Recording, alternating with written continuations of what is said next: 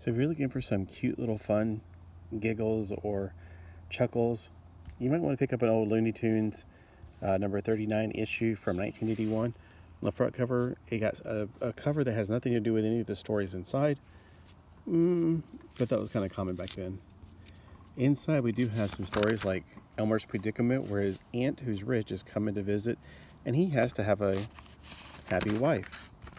Well, if you want more about that, watch my other video.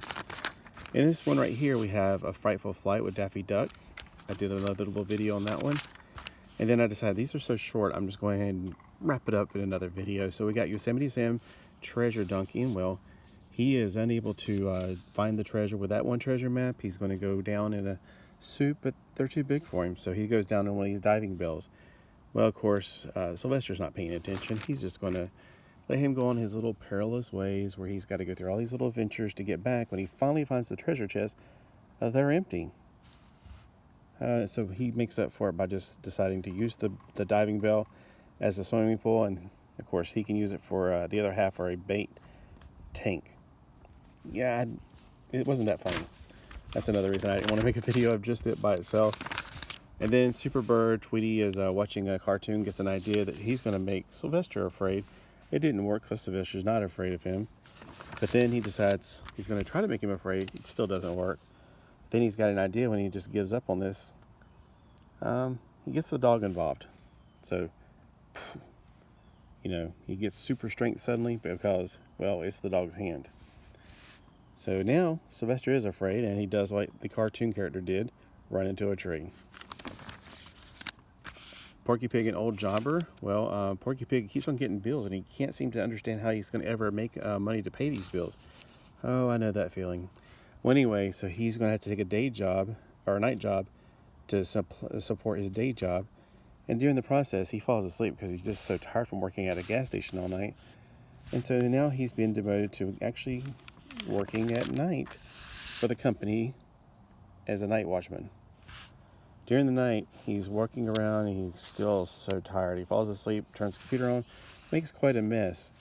During that time, somebody from central office comes down. This guy is the supervisor. He found out that this entire time, the tape has shown that the computer's been making an error over and over again. It's been charging Porky Pig, billing him instead of billing other people. So he's like, yay, I don't have to take another job. And now, well, he got demoted. Yeah. Bellboy bust. Now, Speedy Gonzales takes a job, and at first it seems to work out pretty well because he has to climb stairs, like lots and lots of stairs, to get a newspaper up the stairs to somebody. Wow, that was fast. But yeah, you're hired. And so now he's got to take 2 cups of hot chocolate. He tries to take it up, but when he takes that curve, he doesn't do a good job. He spills it all over the lady. He almost hits one thing, the coffee goes up, coffee goes back in. Or hot chocolate, I think is what it is. Because he has to go down to get a fresh pair. When he finally gets up to the couple, he's like, that's impossible. You can't be that fast. So he tries to explain it to him. Why? I don't know. And then during the process of explaining it, the hot chocolate gets all over him. And then he's like, I'm quitting. Because this guy's really mad. See, it wasn't that great of a story. And now there's something, I don't know who this is, Merlin Mouse. Well, anyway, he's he's doing a trick, and everybody loves it. But then, while he's going back in, the other act is going up. He's finding out that, well, his stuff is missing. She's missing her gems. He's missing his money, his $50 piece. He's missing his money. So things are going missing around here. The dog's like, I can smell it. I can smell a thief. But my nose is not quite what it used to be. But now he's got to go do his performance. And in the middle of the performance, he's like, I just remembered what I know what that smell is. So he's like leaving his performance. People getting mad. He's going back there. He's blaming the mouse for it. He's like, it's not me. It doesn't quite make sense, but basically he's calling somebody in the audience to come up and do the same trick because people are like, we've already seen this trick.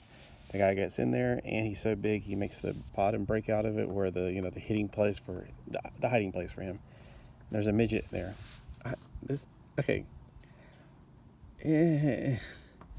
It was not a really great read, to be completely honest with you. So, if you think it's fun to read these things and cute and adorable, sometimes they're funny. I think the first story was really funny, but some I'm just like scratching my head going, what did I just read?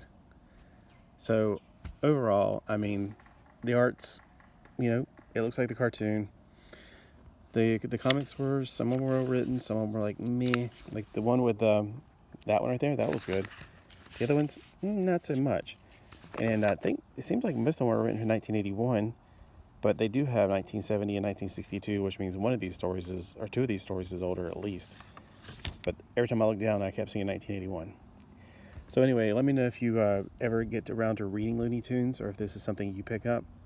And I picked this one up for actually 50 cents, ironically, but not back then. I picked it up recently.